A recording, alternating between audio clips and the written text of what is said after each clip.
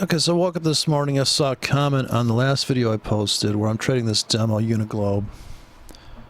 And this guy, I'm assuming it's a guy, says, Uniglobe market's demo spread is 0.5. That's not true, it's floating. So that got him excited. Until he realized that it did not represent what they had offered on real money accounts unless trading multiple lots. So if you trade a mini, they get a little slightly better. Usually you trade, the bigger you trade, you'd be like in some gold account or something. They have 5 accounts here at this place. Now, I would trade a broker with a 3 pip spread if I was swing trading it. So I was trying to figure out, I immediately thought as soon as he cared about 1 pip that he must be a scalper. Because he's saying that, now the broker's claiming, on the, I put the link on here, it was blocked because it had a link on it, so people think it's spam. YouTube blocks it automatically because they're thinking it's spam. So the contention is that, hey, I don't want to pay extra, right? I don't want to, and everybody that trades has the kind of the sad fact that they're trading to make money, so they're very money conscious. And if they can get a better deal, they window shop for brokers that have tight spreads. Presupposing that they're so good at trading that, you know, that's just going to matter to them in the long run. So good at driving a race car that the mileage matters, or the tire wear matters and all that stuff. I don't know if guys that race cars are careful on the turns because they don't want to make a pit stop. There's probably all sorts of stuff that goes on there too mentally. I'm sure there's a lot of mental aspects of even Indy 500 where you're just going in a loop, right? It's an endurance thing. I think it's 300-mile run or something. Indy 500, but it's 300-mile. And so endurance in these markets is a big deal too. I want to be able to trade another day. I want to be able to trade another 5 minutes, another 30 minutes, whenever the next setup or the next entry that's I get filled on, the next limit order that gets filled. So I'm trying to onion peel this guy because I'm not sure why he's upset about 1 pip. Or he's excited about 1 pip, right? And 1 pip discount. So I asked him, well, I told him, I said, it's a floating spread. It's not a fixed pip broker. And he says, yeah, I realize it's floating. I'm merely referring to the usual spread, which the usual spread's supposed to be 1.5. I put the link here. According to the broker, 1.5 pips. Would actually be worse in Asia, coming in the Sydney Open. It could be 8 pips. When the broker rolls over, it could be 10 pips, depending on if it's Christmas. It could be 20 pips. So, so that his problem is that, and this is what I get the feeling, there's this kind of a hatred of brokers, or a disgust, a kind of a disdain for brokers. So he's merely referring to the usual spread in the highly liquid hours. The point was not point that it was not representative. In other words, he's saying, well, it's not reality, this number and whatever. I said, so I'm trying to get to the heart of the matter. Why does this 1 pip bother him? So I said, why does it matter? It matters only if you're trading real money. Okay, I get that, but if you're trading even a demo, you're looking at, would this bird fly? You're trying to design an airplane. You're in the flight simulator. Like, why are you in the flight simulator? What the hell's wrong with you? Okay, I don't want to burn fuel. This is why they built they built wind tunnels to test the aerodynamics, because they didn't want to spend fuel in lives and all that stuff, taking planes through a bunch of drama, or even cars. You see the car with the smoke coming at it. And they try to get the metrics on the drag coefficient. So we're trying to get coefficients of risk here while we trade. So it says it only matters if you're trading real money. I suppose it's fake money. And that Uniglobe does not provide such tight spreads at any point in time on the vast majority of accounts, according to the account comparison link. So he's window shopping. Now, if this is keeping you from trading with that broker, maybe you shouldn't be trading at all. Or maybe you should be trading for Barclays Bank or Citibank, whatever these big houses, because you're so fucking good. You're sitting there nailing this thing, and you're like, oh man, dude, I'm running like a half pip stop. You should see me trade. Never a drawdown, right? Never a drawdown. Market doesn't back up 1 pip on you. So he's trying to reduce his cost. So this is greed, fear, and a combo plate of greed and fear. Greedy, he wants to make the extra. Fear, he's getting ripped off by the broker. They misrepresented themselves. So I'm not going to go to that broker. I won't even get started with the leverage they're giving you. So we're not even talking about leverage here. If they're giving you immense leverage, then it matters. So then I try to drill down on him and say, why does it matter if the spread is 2 or 0.5? So he didn't answer that question. He comes back with stating what the broker said on the page, and I posted here what the broker said on the link that he supplied. I got that. I saw that. I've been to the broker. I opened an account there, so I could see what's going on. Why does it matter to you if? Why does it matter to you if the spread is 2 or 5? Not why does it matter? And then he just misses my point here. I'm just asking. The thing is, I'm too obtuse. I'm too obtuse or something. I'm too direct. People aren't used to direct questions, or they're not used to direct answers either. They won't answer my questions. I ask people point blank, they can't answer. They can at least lie to me. I guess people are just too honest, right? So what matters is money to him. So here's where we get on the money trail, which is very important, right? Interestingly, we're trying to make money, not pips, you see. This is the thing, we're trying to make money, not pips, because if we just traded a 1K all day long, we wouldn't make much money. What would be the point of all that effort and all that clicking and all that drama and all that analyzing and all that metricizing and all the data feeds and all the stuff and your connection to the internet and just all the screen time to babysit an entry as opposed to just throwing a bunch of orders out there and all that stuff. And even those orders that you throw out there, if you're worried about 1 pip fills, you don't even know what the spread is. When the order gets filled, you don't know what the spread is. See? But that buy limit will not fill unless the spread tightens up. See, this is the beauty of a limit that's down there. When you see the bid on your screen, it doesn't mean you got filled. You can only see the fills on sell limits on your screens and sell stops and sell them. You only see bids on your screen. There's no ask on your screen. There's no way to back test your buys within a half a pip. Unless you have unless you're going to pay commissions, which is 1 pip round turn, you're going to just get a 0 pip broker spread, and everything on your chart is you could literally back test. So this idea of back testing it's all bullshit. I'm still waiting for the guy to prove it to me. Oh, I back test. Then you got to trade it real time, man. You got to write. So I'm going to take you through this whole drama of the metrics of size versus, and what this guy says is astounding in the end. So this onion peeling, they call this is when you go to the shrink. It's like 1 year of onion peeling, and then they still haven't solved your fucking problem and gave you some quick and dirty solutions when you get home. I actually had them give me some practical suggestions when I went home, but I already heard that. I read that in a book, and I'm already pissed off about that idea. So what matters to him is money. Because it's money, and I'm like, well, how big is this guy trading? Like, Jesus, $1 million position. Okay, it's $100, but still your stop. Like, where's your stop? So here's what I'm trying to assess if he's a scalper or not. So I said, how many pips are you looking to make or lose? In other words, where's your stops, right? And I go back to the pips, the metric of pips, because that's where he started out was the pips. We're going to try to do the math here, figure out what this guy's aiming at. So he's at approximately a 20 pip risk to make 40 to 60 pips. Now, that is incredibly greedy. You're probably never going to see your 40 pips and 60 pips with a 20 pip stop on one trade. You may see that on the 10th trade you do, and you got stopped out at 20. You got stopped out at 10 trades. You finally made but now you really got to make it back, right? Because you're looking to risk 20 to make 40, looking to double and triple your money. He's looking to double and triple his money. He's worried about 1 pip in relationship. He's worried about 5% cost, 5% more it's going to cost him. Does that seem rational to you? No, because people lose their rationality when they trade. I'm assuming he's not a scalper. Sounds like a swing trading or a trend trading situation here. I said, what size? Never more than 10 lots. Usually 3 lots split into 3s.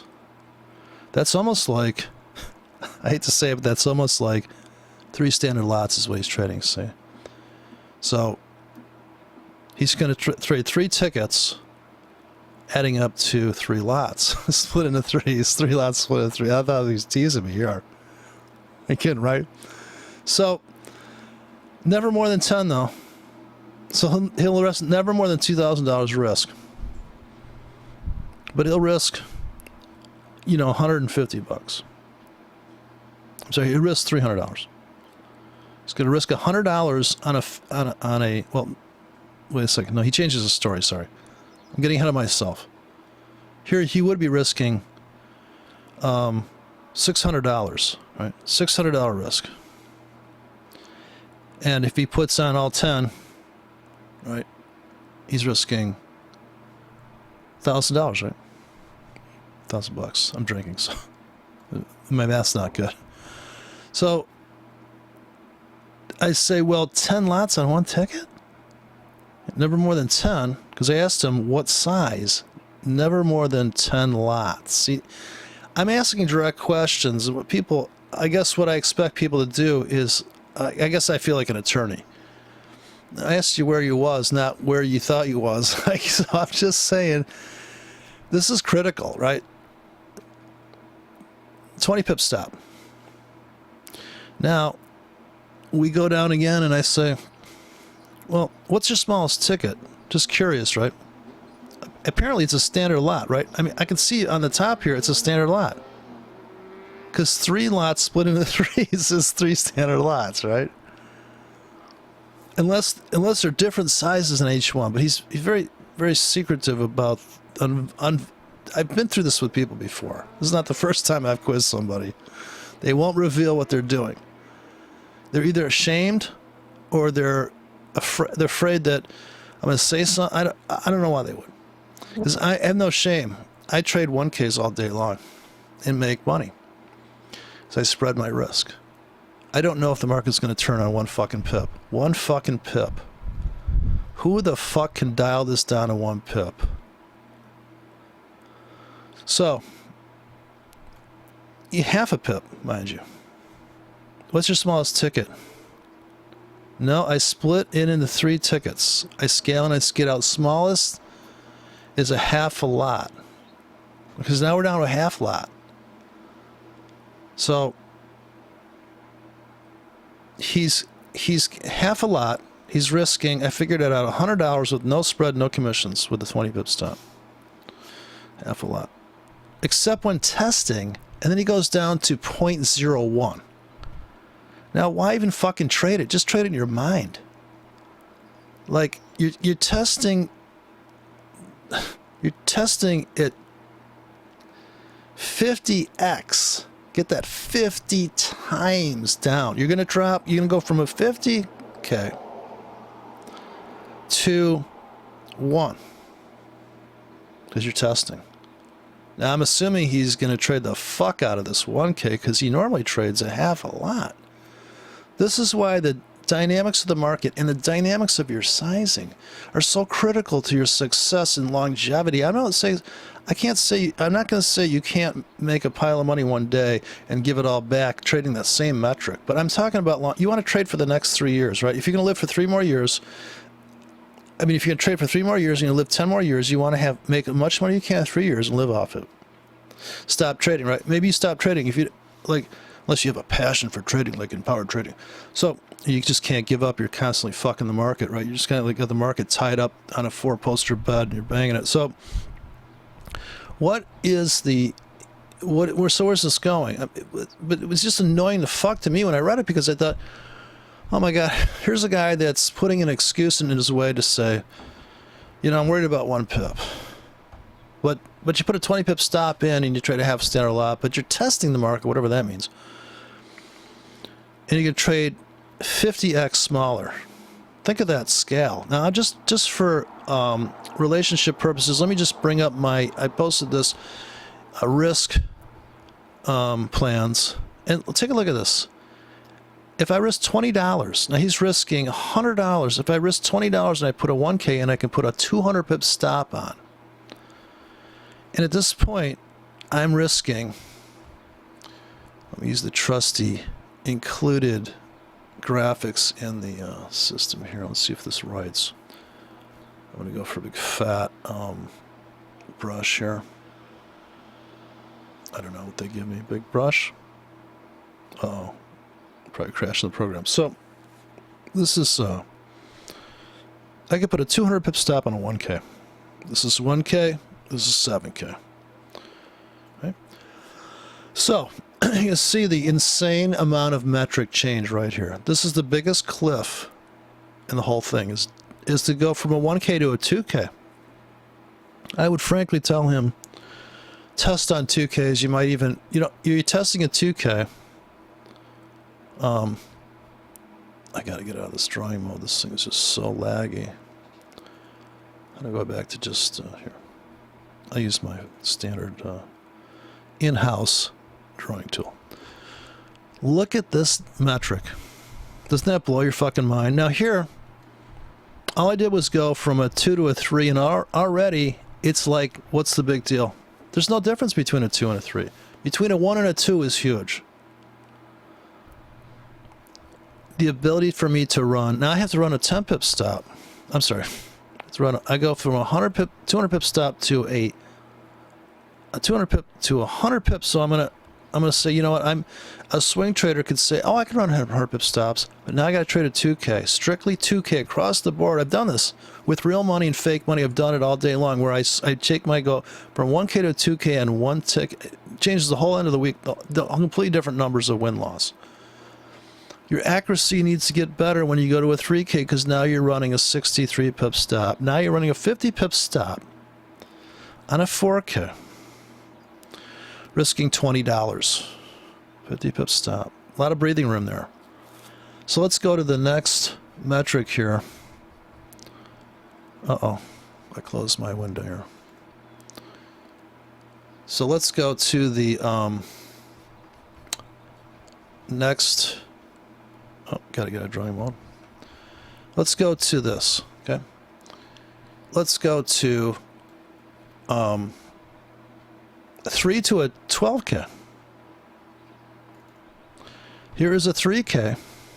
I can run the 60, approximately a 67 pip stop up here. And here's a 12K. I need to have my stop. Now here's his stop, 20 pip stop. And he's here at a 10, he's at a mini lot here. So I would tell him, listen, why don't you just trade mini lots? Why are you trading a 50? That's just mind-blowing. I mean, it's such a scale. Okay, here's a 50. To risk $20, he's worried about making money, right? I'm just saying. 4 pip stop. 10 pip stop on 2 minis. Right? 10 pip stop on a 20K. 4 pip stop on a 50K. Look at all these increments between. Look at the accommodation, right? It's about accommodating the market's volatility. And you can only imagine, right, when you get to a standard lot, your stop's got to be 2 fucking pips, right? Now the spread matters. See, now the spread matters, right? Now 1 pip matters to you. How does it fucking matter? Well, with a 20 pip stop, which I can't even see on here, you're talking about $100 risk. He's talking about money. So I'm thinking either he's lazy or he's fucking seriously accurate. It's one or the other. Right? It's got to be one or the other. Now, when we go into the realm of saying, well, he says he'll go up to a standard lot apparently. Let's go 50 to 70K. Look at the difference here in stops. Now it matters, right? He's a scalper. He's got to be a scalper. How can he be putting in? It's 70K, right? 70K. Look at this, right? This is your stop. 3 pips. Here's 1 pip. Right? So here is he wants to get 1 pip better price. He doesn't want to pay 2 pip spread. He wants to pay the 1 pip. How good do you have to be at trading not to get stopped out of that? Right? $20 risk. $20 risk here. You know what his risk is, right? A standard lot, $200, right? $200. Does it make any sense to go into an arena where the market's slamming around? And I don't know what session he's trading. I don't know when he's trading. I don't know how he's trading it. I don't know how he didn't say if it was a stop limit or a market order. There's no flexibility. From my standpoint, I just can't imagine, right? I'd have to have $1 million in the account to trade that loosely. And even then, I don't think I'd ever go. Like, it's once you see the power of scaling, that you can buy every pip or every half pip, or how about you buy a 10K in a 1 pip range? Right? Say that your entries, see, I was asking him, last question I asked him, what's his drawdown? Because if his drawdown is 5 pips, why isn't he placing an order every half pip to gobble up and get into a 50K by the time he gets in very lightly on 3K, and as the market comes down, he's in a 50K. Now he's got a tighter stop of 10K.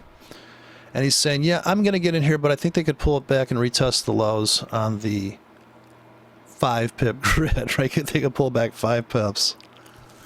Can anybody realistically tell? I don't know where he's getting in. Like, I don't know how he's trading. I don't know what his signal is.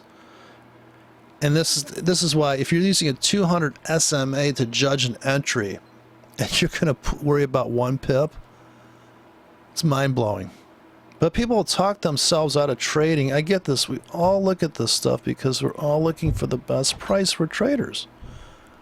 I'm not attacking this guy. I'm saying think how irrational this concept. The irrationality comes in when the greed and fear and hope comes in. This is why people hook up with the worst people in the world, because they're like, it seemed like a good idea at the time. Of course, it always does, right? But what happens is, they say being in love is like being out of your mind. Well, trading and looking at money can make you a little bit out of your fucking mind. So you can distort reality. You can become irrational and not realize the metrics of size. So let's go back to the comments here. We'll get to the punchline, so to speak, because he hasn't answered me. It's not a chat window. Apparently it takes quite a while to go back and forth here. So let's go back to... So he says, well, he's testing now. You can see the insanity of that. He rarely trades demo. Rarely. Right? Real men don't trade demos. Like, I don't know. I just don't know. So I said, well, how many pips is your drawdown per ticket? Now, he hasn't said anything. And I say, well, how does 1 pip matter with a 20 pip stop? I'm trying to put this in perspective.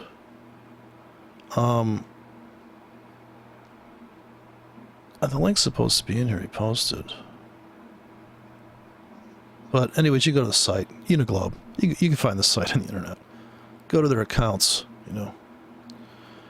Even if they said it was 3 pips, I have a fixed pip I have a 2 pip fixed pip broker on the euro, and I made $1,000. Okay. On one case, no ticket bigger than 1K. I'm not saying it wasn't a lot of work, but trading's work. You can't get around. I mean, if you have enough money where you can burn and you can you can risk $500 a day to make $1,500, great. How are you making a 60 pip target with a 20? Why? So I don't know. I just don't know, and I'm curious because I want him to trade my account if he's that good at getting in. Let me go to I have one more here. That's maybe here's 20 to 50K risk. That's 50K right there. Here is now here's the ultimate, right? This is 70K coming into 100K. Now, at this point, and another thing is that if you have worry about 1 pip in a 20 pip range, you're kind of picking fly shit out of pepper.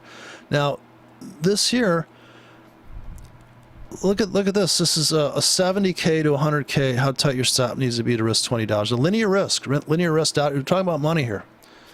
Pips versus money versus size. You mean to tell me that my stop is only going to change by 1.7 pips here? Right? I'm sorry, it's not even that. It's not even Not even a fucking pip. This is 1 pip, okay? This is 3 pip stop. Here's a 2 pip stop. This is the 70K ticket. How good are you at trading? You think you got to be crazy to run a. This is why I say people running 5 pip stops. I'm like, you're kidding yourself, right? I talked to Scout. I'm a sniper. Okay, great. You're getting kicked out of that trade. You just lost $50. You got to get back in. Oh, I don't care if I'm down $150. I'm gonna make $300. Okay, but you lost $150. Why don't you just get into the fucking thing? You don't have to pay the spread over. If you repay the spread, this is another thing. If you're worried about 1 pip, put in wider stops, trade smaller. This way the fucking spread doesn't matter. Because you got to rebuy that spread if you get stopped out. You see how this works? Anybody thought this out? Anybody traded? Anybody traded enough to realize that if they got to pay commissions and spread to get back into the fucking position that they know is going up? We can all see we can all see an uptrend, right? We can all see that the majority of the price is going up, and it may continue.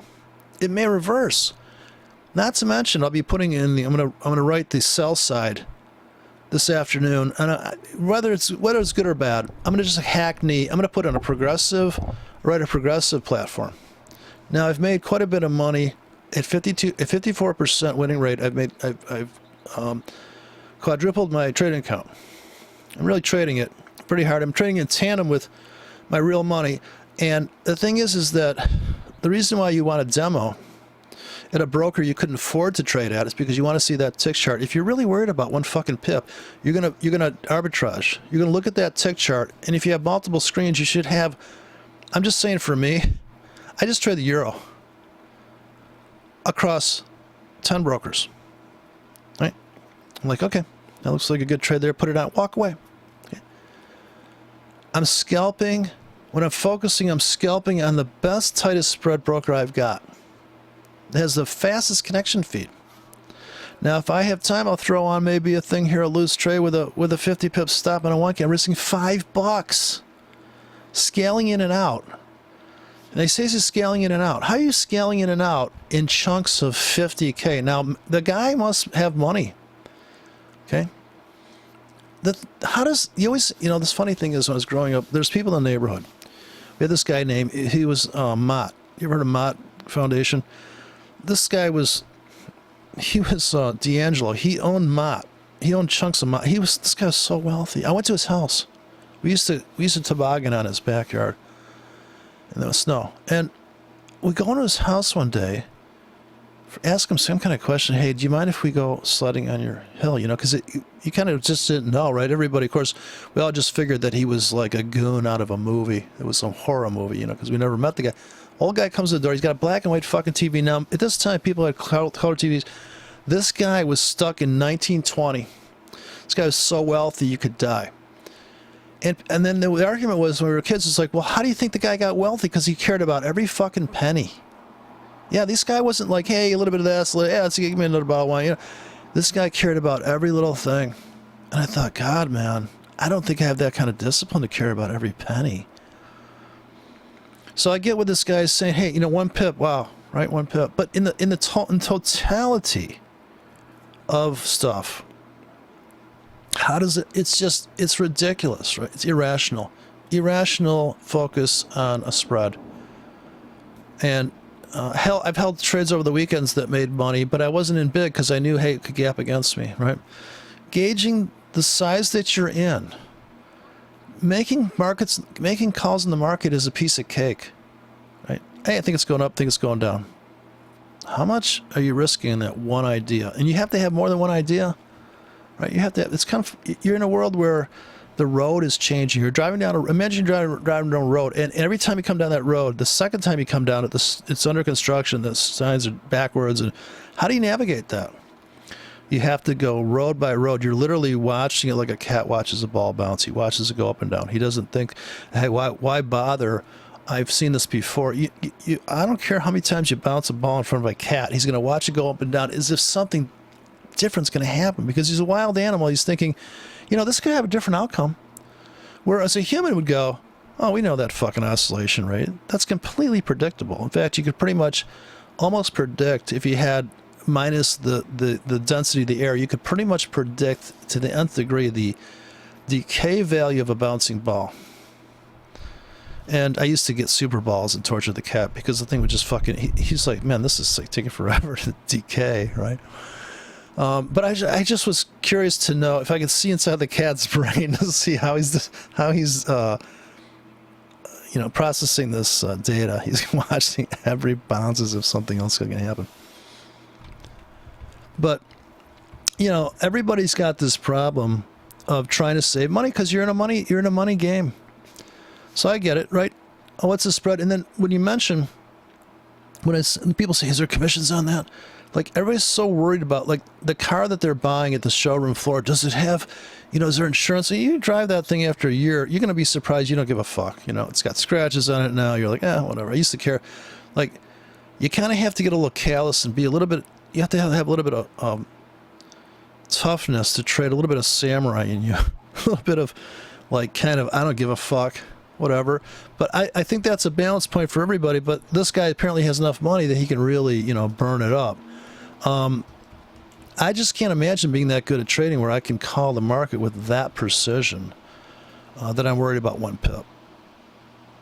Psychologically, I would love to see zero spread and no commissions, but it doesn't mean I'd be a good trader. It doesn't mean I'd be any better of a trader. So let me look at the charts here. Now I have a 1 pip grid here I put on a different broker who has a closing spread of 1.7 pips here. Now just to give you perspective, this is the Eurodollar on a 15-minute chart. 1 pip grid with the bigger, darker horizontal lines representing 25 pips. Now all you have to do is stare at this chart and ask yourself, if you were trading $50,000 position, wouldn't you want to run like about an 8 pip stop? And even if you're paying the extra pip, you're paying this one little increment here. Your targets can't be 40 to 60 pips. 40 to 60 pips, like here, this is, now if I bought down here, and I think of scaling in, I think of buying 3Ks, say. So, this is my deal, scaling in.